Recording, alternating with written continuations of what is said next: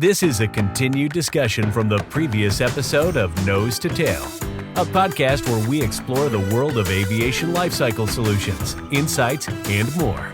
Presented by Jet Midwest.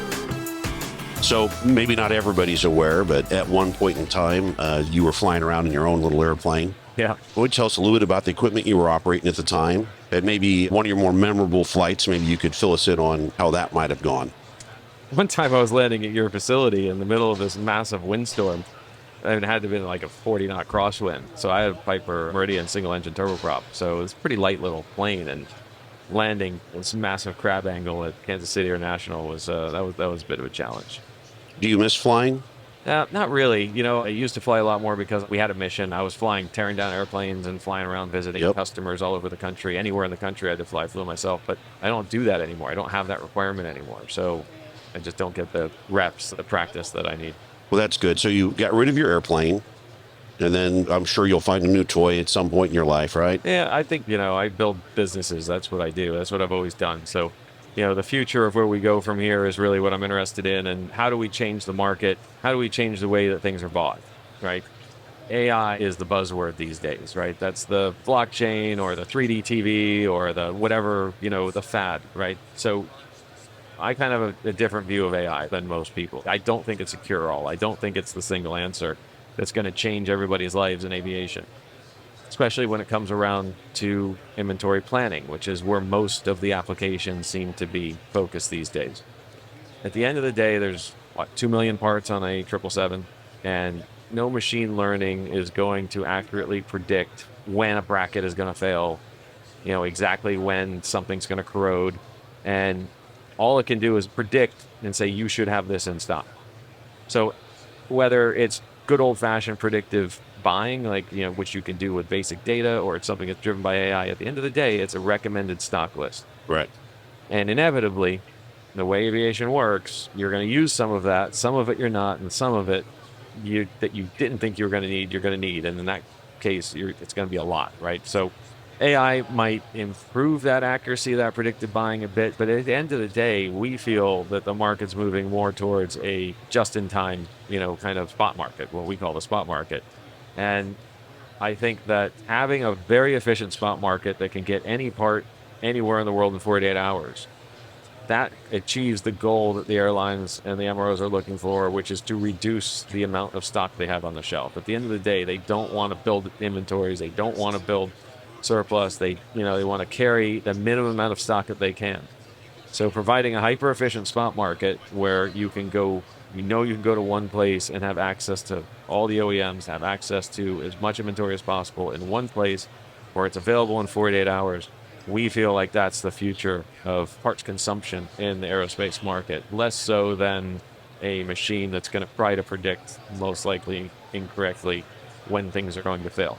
Works a little bit better with rotables, but as far as consumables are concerned, we think that's what the future is. So that's really what we're building in our platform. Very cool. Very cool. So you have notoriously good events that you put together at MRO every year. Yeah. And we'll talk in a few minutes maybe about the one tonight, but maybe we can talk about which one has been your favorite so far. Give us a little spotlight on what that is. And I think the other spotlight is, because it really is about aviation, you have a philosophy about why you put on events at the scale you do. Yep. And I think that would be good for people to hear and understand from a business marketing standpoint, maybe what you're trying to achieve. Yeah, most people just think I'm crazy, and I think that that's probably true to some extent. But the reality is that our business is a little bit different than most, in that because we have so many transactions happening, because we have so much inventory available in one place, the brand name, getting that brand name out there and repetition in the market, that's the biggest value. And we open it up to everybody, competitors, basically anybody at the show can go. Technically, you come get a wristband, but show up with an aviation business card or your badge and you're getting into the show. And we want the brand name DASI be repeated constantly today and all day tomorrow. What did you do last night? Where did you go? And the number of times that just in normal conversation that our brand name gets mentioned over today, tomorrow, and in the build-up in the weeks prior, just brand exposure.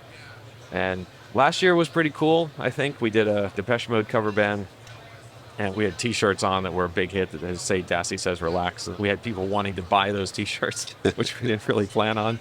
But that was a really fun party. But this year is something really special. We're celebrating a couple different things. It's our 31st year. We didn't really do a 30-year celebration last year, so we're kind of celebrating 30 years this year. And also, we had an equity transaction this year. We've got some great new partners in Marubeni Aviation. So this is kind of a big deal for us. So we totally went over the top this year. We're spending 4 times what we normally do. And we have the Blues Brothers performing tonight. And it's not a cover band. It's Dan Aykroyd and Jim Belushi. And it's really cool. They're super psyched about it. They're only doing 4 shows this year, and this is one of them. And all their friends and family are coming because this is a big deal for them to do this in Chicago, in their hometown. And we're really looking forward. I just heard the governor's coming. So it's going to be a really, really fun show. That's awesome. I have to bring my sunglasses. Yeah. That way I blend in okay. I got the black suit on, so Yeah. I think I'm good to go there. I always ask everybody what their favorite aircraft is and why, and I get lots of good answers, but I'd love to hear from you of what it is and why it's so important maybe to you, maybe part of your career. Sentimentally, it's the L-1011. The biggest commercial flop in aviation, right? But it's a beautiful airplane, and it was a commercial aircraft that was designed and built to military spec. The thing was super indestructible and way ahead of its time in its avionics and its systems, which made it a beast to maintain and contributed to its financial demise. But I grew up flying on that plane. Eastern had the biggest fleet. I think they were the launch customer for the L-1011, if I'm not mistaken, with Jet Midwest. One of my early deals before we switched over to consumables, Jet Midwest and Paul and I bought a bunch of Delta's fleet of L-1011s and tore those down. And for a good long while, DASI was the L-1011 supplier in the market. So that was fun. So I think there's always a soft spot in my heart for that airplane.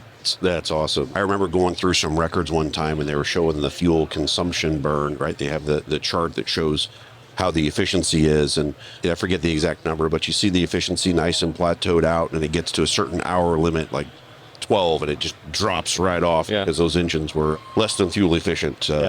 They were having to tanker if they had to go past that hour limit. But that's awesome. I do remember those airplanes. One of those airplanes, I believe in a Mojave storm, ended up with its ass down and nose up in the air because of that tail engine. I was trying to leave. Yeah, it was definitely trying to get out of the desert. And one of those planes was the prop plane in the TV show Lost. Really? Yeah. I didn't know that. Yeah. Things I've learned. Did you get paid on that one? Paul did. I don't think I You probably. Yeah, I think that you didn't kick back nothing? No. No? I'm going to take that up with him, actually. Yeah, you might need to do that. Well, John, listen, I appreciate it. Is there anything else you want to leave the folks with here at MRO or on the Nose to Tail podcast that you'd like them to hear about what's going on, maybe in aviation, maybe not? What else is maybe happening? I'm curious to hear people's opinions of where the market's going and maybe ask you, where do you think the market's going? Where are we in the cycle? I certainly, from the wide body side, I think is probably where I've got the most exposure. There was a lot of capacity removed from the market in the last handful of years for various reasons. And we've seen a huge resurgence in that side. And then at the same time, that there's not a product coming back out from Boeing and Airbus at a pace to replace those. And I'm unsure of how that's going to impact things 5 years from now. And the supply chain on engine components really worries me, that we're not getting enough material in to service the engines and get these airplanes. In fact, all component really level rotables, that the parts aren't being made. And I don't know if that's a loss of capacity from Asia post-COVID, where places shut down and they just haven't come back, or if there's just a focus only on the new generation of aircraft. Right. But I certainly, for the next handful of years, the supply chain's going to take a while to catch back up to really where I think it needs to be.